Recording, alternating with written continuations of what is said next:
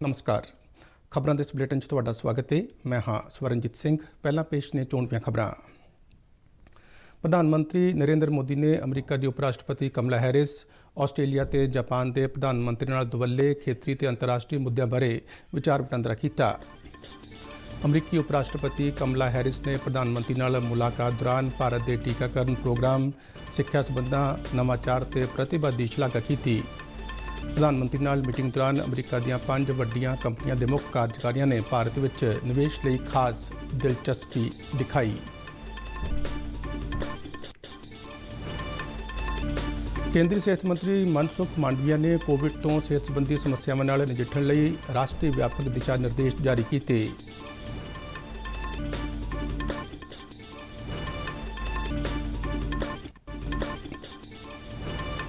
उप राष्ट्रपति वेंकैया नायडू ने उद्योग जगत को ਵੱਖ-ਵੱਖ सुधारों लागू करने वास्ते सरकार नाल मिल के काम कर ਲਈ कहा।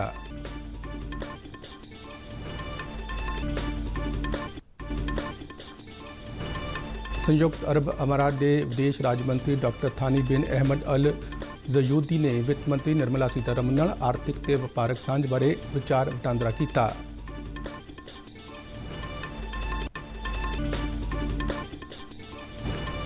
विश्व के सब तो वड्डे सेहत प्रोग्राम आयुष्मान भारत प्रधानमंत्री जन आरोग्य योजना ने 3 साल किए मुकम्मल।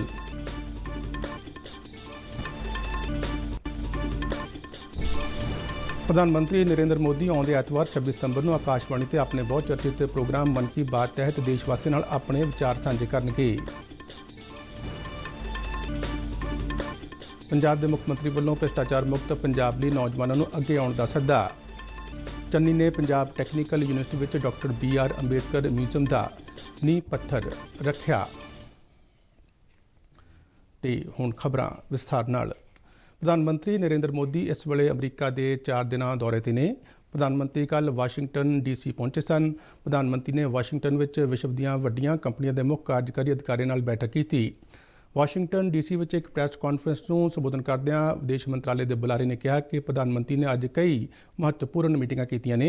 इन्हां विच प्रधानमंत्री मोदी 5 वड्डियां अमरीकी अंतरराष्ट्रीय कंपनियां के मुख्य कार्यकारी अधिकारियों नाल मीटिंग शामिल है। मीटिंगां दौरान मुख्य कार्यकारी अधिकारियों ने भारत में निवेश लई खास दिलचस्पी दिखाई। The two leaders discussed future areas of collaboration, including space cooperation, information technology, emerging and critical technologies, cooperation in the healthcare sector. The Prime Minister and the Vice President acknowledged the vibrant people-to-people ties between our two countries and appreciated the mutually beneficial education linkages, the flow of knowledge, innovation, talent between our two countries, and the need to nurture them. The contribution of Indian professionals, especially in the IT domain, biotechnology, space, and other areas which represent the knowledge economy was appreciated by both. And there was a sense that India had capable professionals and RD capacity in the high-tech sector, including research and development capacities, and the US, which is known for cutting-edge technologies and innovation, were obvious partners. विदेश मंत्रालय के बुलारे अनुसार प्रधानमंत्री ने अमरीका की उप राष्ट्रपति कमला Harris नाल भी मुलाकात की।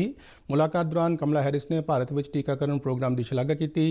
हैरिस ने लाभकारी सिक्ख्या संबंधां, नवाचार और प्रतिभा की भी शलाघा की। उप राष्ट्रपति हैरिस नाल पुलाड़ सहयोग और IT बारे भी चर्चा हुई।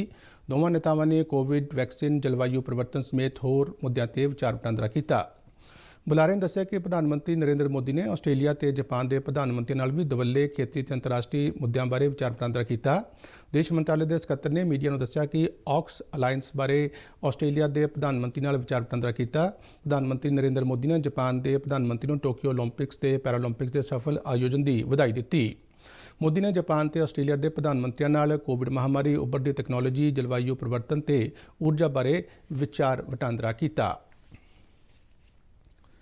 केंद्रीय सेहत मंत्री मनसुख मांडविया ने कोविड बाद दूजियां सेहत संबंधी समस्यावां नाल नजिठण लई राष्ट्रीय व्यापक दिशा निर्देश जारी किए हैं। उन्होंने कहा कि सेहत कर्मियों को कोविड तो बाद सेहत संबंधी उलझणों लई तैयार करनगे अते मरीजों का सही इलाज करने में मदद करनगे।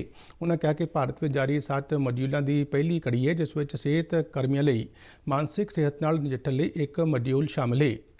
ਸਰਕਾਰ ਨੇ ਕਿਹਾ ਕਿ ਦੇਸ਼ ਵਿੱਚ ਕੋਵਿਡ ਮਰੀਜ਼ਾਂ ਦੀ ਸੰਖਿਆ ਘੱਟ ਹੋ ਰਹੀ ਹੈ, ਪਰੰਤੂ ਦੂਜੀ ਲਹਿਰ ਅਜੇ ਤੱਕ ਖਤਮ ਨਹੀਂ। ਕੇਂਦਰੀ ਸਿਹਤ ਸਕੱਤਰ ਰਾਜੇਸ਼ ਭੂਸ਼ਣ ਨੇ ਦੱਸਿਆ ਕਿ ਪਿਛਲੇ 24 ਘੰਟਿਆਂ ਵਿੱਚ 31,000 ਤੋਂ ਵੱਧ ਲੋਕ ਇਸ ਲਾਗ ਨਾਲ ਪੀੜਿਤ ਨੇ।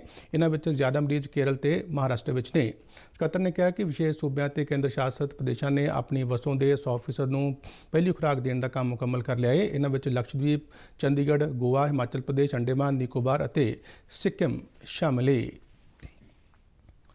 ਉਪ ਰਾਸ਼ਟਰਪਤੀ ਐਮ ਵੈਂਕਈਆ ਨਾਇਡੂ ਨੇ ਉਦਯੋਗ ਜਗਤ ਨੂੰ ਵੱਖ-ਵੱਖ ਸੁਧਾਰਾਂ ਨੂੰ ਲਾਗੂ ਕਰਨ ਵਾਸਤੇ ਸਰਕਾਰ ਨਾਲ ਬੜੇ ਜੋਸ਼ ਨਾਲ ਕੰਮ ਕਰਨ ਅਤੇ ਆਉਣ ਵਾਲੇ ਦਹਾਕੇ ਵਿੱਚ ਠੋਸ ਆਰਥਿਕ ਵਿਕਾਸ ਦਾ ਰਾਹ ਪੱਧਰਾ ਕਰਨ ਦਾ ਸੱਦਾ ਦਿੱਤਾ ਹੈ।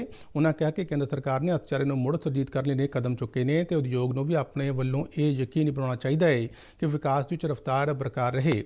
ਭਾਰਤੀ ਉਦਯੋਗ ਸੰਘ ਵੱਲੋਂ ਆਯੋਜਿਤ ਇੱਕ ਪ੍ਰੋਗਰਾਮ ਨੂੰ ਵਰਚੁਅਲੀ ਸੰਬੋਧਨ ਕਰਦਿਆਂ ਵੈਂਕਈਆ ਨਾਇਡੂ ਨੇ ਕਿਹਾ ਕਿ ਭਾਰਤ ਹੁਣ ਆਪਣੀ ਪ੍ਰਗਤੀ ਨੂੰ ਮੁੜ ਹਾਸਲ ਕਰਨ ਵਾਸਤੇ ਫੈਸਲਾਕੁੰਨ ਪੜਾਅ ਤੇ ਖੜਾ ਹੈ। ਉਨ੍ਹਾਂ ਕਿਹਾ ਕਿ ਸਮੇਂ ਦੀ ਲੋੜ ਹੈ ਕਿ ਅਜਿਹੇ ਕਾਰਜ ਸ਼ੁਰੂ ਕੀਤੇ ਜਾਣ ਜੋ ਅਰਥਚਾਰੇ ਨੂੰ ਉੱਚ ਵਿਕਾਸ ਦੇ ਰਸਤੇ ਉੱਪਰ ਲੈ ਕੇ ਜਾਣ ਅਤੇ ਜਿਨ੍ਹਾਂ ਨਾਲ 2030 ਤੱਕ ਲੱਖਾਂ ਲੋਕਾਂ ਵਾਸਤੇ ਲਾਹੇਵੰਦ ਰੁਜ਼ਗਾਰ ਦਾ ਸਿਰਜਣ ਹੋ ਸਕੇ। ਦੱਖਣੀ ਭਾਰਤ ਉੱਪਰ ਸਿਖਰ ਸੰਮੇਲਨ ਦੇ ਫੋਕਸ ਦਾ ਜ਼ਿਕਰ ਕਰਦੇ ਹੋਏ ਉਪ ਰਾਸ਼ਟਰਪਤੀ ਨੇ ਕਿਹਾ ਕਿ 2025 ਤੱਕ ਦੱਖਣੀ ਖੇਤਰ ਨੂੰ 15 ਖਰਬ ਡਾਲਰ ਦਾ ਅਰਥਚਾਰਾ ਬਣਾਉਣ ਦੇ ਸੁਪਨੇ ਨੂੰ ਯਕੀਨੀ ਤੌਰ ਤੇ ਪੂਰਾ ਕੀਤਾ ਜਾ ਸਕਦਾ ਹੈ। ਸੰਯੁਕਤ ਅਰਬ ਅਮਾਰਾਤ ਦੇ ਵਿਦੇਸ਼ ਵਪਾਰ ਰਾਜ ਮੰਤਰੀ ਡਾਕਟਰ ਥਾਨੀ ਬਿਨ ਅਹਿਮਦ ਅਲ ਜ਼ਯੂਦੀ ਨੇ ਕੇਂਦਰੀ ਖਜ਼ਾਨਾ ਮੰਤਰੀ ਸੀਤਾਰਮਨ ਨਾਲ ਬੀਤੇ ਦਿਨ ਨਵੀਂ ਦਿੱਲੀ ਵਿੱਚ ਮੁਲਾਕਾਤ ਕੀਤੀ। ਦੋਵਾਂ ਧਿਰਾਂ ਨੇ ਭਾਰਤ ਅਤੇ ਸੰਯੁਕਤ ਅਰਬ ਅਮਾਰਾਤ ਵਿਚਾਲੇ ਮਜ਼ਬੂਤ ਆਰਥਿਕ ਅਤੇ ਵਪਾਰਕ ਰੁਝਾਨਾਂ ਬਾਰੇ ਵਿਚਾਰ ਵਟਾਂਦਰਾ ਕੀਤਾ। ਦੋਨਾਂ ਧਿਰਾਂ ਨੇ ਸਮੁੱਚੀ ਰਣਨੀਤਿਕ ਭਾਈਵਾਲੀ ਜੋ ਬਹੁਪੱਖੀ ਦੁਵੱਲੇ ਸਬੰਧਾਂ ਦੀ ਚਾਲਕ ਹੈ ਬਾਰੇ ਵਿਚਾਰ ਚਰਚਾ ਕੀਤੀ।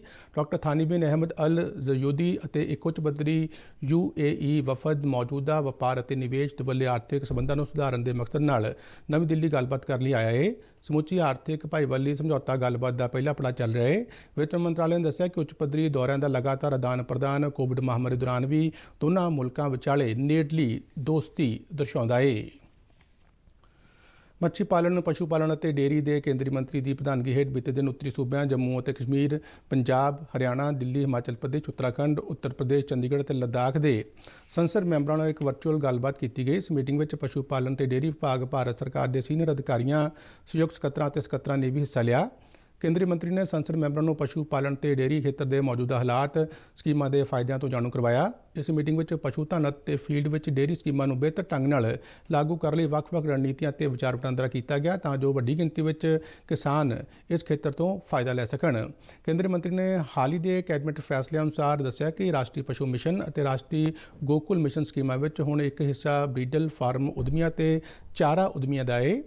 ਕੇਂਦਰੀ ਮੰਤਰੀ ਨੇ ਕਿਹਾ ਕਿ ਇਨ੍ਹਾਂ ਸਕੀਮਾਂ ਤਹਿਤ ਉਤਪਾਦਨ ਲਈ ਬਰੀਡ ਨੂੰ ਵਧਾਉਣ ਲਈ ਫਾਰਮ ਅਤੇ ਚੰਗੀਆਂ ਵੱਛੀਆਂ ਕਿਸਾਨਾਂ ਨੂੰ ਸਪਲਾਈ ਕਰਨ ਲਈ ਉਦਮੀਆਂ ਨੂੰ ਸਿੱਧੀ 50% ਪੂੰਜੀ ਸਬਸਿਡੀ ਉਪਲਬਧ ਹੋਵੇਗੀ। ਨੈਸ਼ਨਲ ਲਾਈਵ ਸਟਾਕ ਮਿਸ਼ਨ ਪਸ਼ੂ, ਡੇਅਰੀ, ਪੋਲਟਰੀ, ਭੇਡਾਂ, ਬੱਕਰੀ ਅਤੇ ਸੂਰ ਪਾਲਣ ਅਤੇ ਫੀਡ ਤੇ ਚਾਰਾ ਖੇਤਰ ਵਿੱਚ ਬੇਰੁਜ਼ਗਾਰ ਨੌਜਵਾਨਾਂ ਅਤੇ ਪਸ਼ੂ ਪਾਲਕਾਂ ਲਈ ਬਿਹਤਰ ਰੋਜ਼ੀ ਰੋਟੀ ਦੇ ਮੌਕੇ ਪੈਦਾ ਕਰਨ ਲਈ ਮਦਦ ਕਰੇਗਾ। ਉਨ੍ਹਾਂ ਕਿਹਾ ਕਿ ਇਹ ਮਿਸ਼ਨ ਆਤਮ ਨਿਰਭਰ ਭਾਰਤ ਲਈ ਰਾਹ ਪੱਧਰਾ ਕਰੇਗਾ। ਭਾਰਤ ਦੇ ਪ੍ਰਮੁੱਖ ਸਿਹਤ ਪ੍ਰੋਗਰਾਮ ਆਯੁਸ਼ਮਾਨ ਭਾਰਤ ਪ੍ਰਧਾਨ ਮੰਤਰੀ ਜਨ ਆਰੋਗਯ ਯੋਜਨਾ ਦੇ 3 ਸਾਲ ਮੁਕੰਮਲ ਹੋ ਗਏ ਨੇ।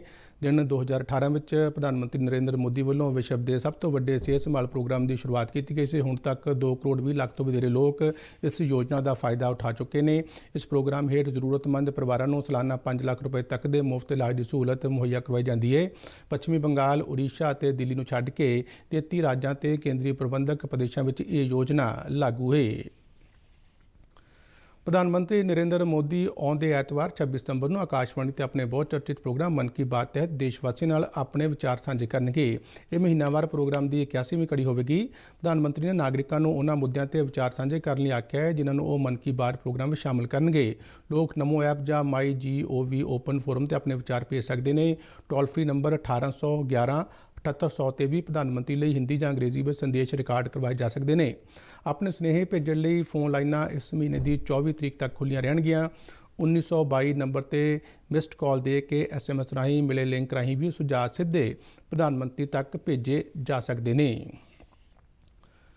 ਪੰਜਾਬ ਦੇ ਮੁੱਖ ਮੰਤਰੀ ਚਰਨਜੀਤ ਸਿੰਘ ਚੰਨੀ ਨੇ ਕਿਹਾ ਕਿ ਭਾਰਤ ਰਤਨ ਬਾਬਾ ਸਾਹਿਬ ਡਾਕਟਰ BR ਅੰਬੇਦਕਰ ਦੇ ਨਾਂ ਤੇ ਕਪੂਰਥਲਾ ਵਿਖੇ ਉਸਾਰਿਆ ਜਾਣ ਵਾਲਾ ਅਤਿ ਆਧੁਨਿਕ ਅਜਾਇਬ ਘਰ ਸਾਡੀਆਂ ਆਉਣ ਵਾਲੀਆਂ ਪੀੜ੍ਹੀਆਂ ਵਾਸਤੇ ਬਾਬਾ ਸਾਹਿਬ ਦੀ ਸ਼ਾਨਮੱਤੀ ਦੇਣ ਦਾ ਪ੍ਰਚਾਰ ਕਰਨ ਵਾਲਾ ਸਿੱਧ ਹੋਵੇਗਾ। ਕਪੂਰਥਲਾ ਨੇੜੇ ਆਈਕੇ ਗੁਜਰਾਲ ਪੰਜਾਬ ਤਕਨੀਕੀ ਯੂਨੀਵਰਸਿਟੀ ਵਿਖੇ ਇਸ ਮਿਊਜ਼ੀਅਮ ਦਾ ਨੀਂਹ ਪੱਥਰ ਰੱਖਣ ਅਤੇ ਸੂਬਾ ਪੱਧਰੀ ਮੈਗਾ ਰੁਜ਼ਗਾਰ ਮੇਲੇ ਮੌਕੇ ਨੌਜਵਾਨਾਂ ਨੂੰ ਨੌਕਰੀ ਦੇ ਸਰਟੀਫਿਕੇਟ ਵੰਡਣ ਮਗਰੋਂ ਮੁੱਖ ਮੰਤਰੀ ਸਮਾਗਮ ਨੂੰ ਸੰਬੋਧਨ ਕਰ ਰਹੇ ਸਨ। ਉਨ੍ਹਾਂ ਕਿਹਾ ਕਿ ਸੂਬਾ ਸਰਕਾਰ ਵੱਲੋਂ ਇਸ ਮਾਣਮੱਤੇ ਪ੍ਰੋਜੈਕਟ ਤੇ 150 ਕਰੋੜ ਰੁਪਏ ਖਰਚ ਕੀਤੇ ਜਾਣਗੇ।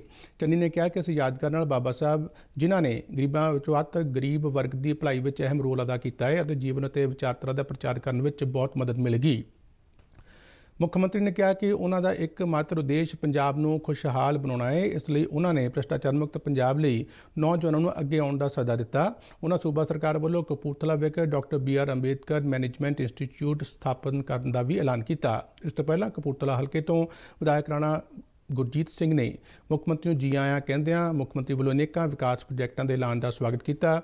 ਖਡੂਰ ਸਾਹਿਬ ਤੋਂ ਲੋਕ ਸਭਾ ਮੈਂਬਰ ਜਸਵੀਰ ਸਿੰਘ ਡਿੰਪਾ ਨੇ ਮੁੱਖ ਮੰਤਰੀ ਦਾ ਧੰਨਵਾਦ ਕੀਤਾ। ਇਸ ਮੌਕੇ ਕਈ ਮੈਂਬਰ ਪਾਰਲੀਮੈਂਟ ਤੇ ਪੰਜਾਬ ਦੇ ਵਿਧਾਨਕਾਰ ਵੀ ਮੌਜੂਦ ਸਨ।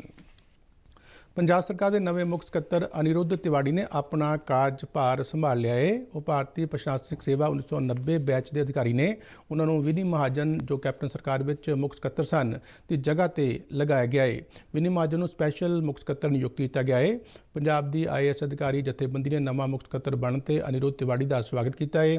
ਨਵੇਂ ਮੁੱਖ ਸਕੱਤਰ ਅਨਿਰੁੱਧ ਤਿਵਾੜੀ ਨੇ ਕਿਹਾ ਕਿ ਉਹ ਸਾਰਿਆਂ ਨੂੰ ਨਾਲ ਲੈ ਕੇ ਚੱਲਣਗੇ ਤੇ ਪੰਜਾਬ ਨੂੰ ਬੁਲੰਦੀਆਂ ਤੇ ਪਹੁੰਚਾਉਣ ਲਈ ਹਰ ਯਤਨ ਕਰਨਗੇ।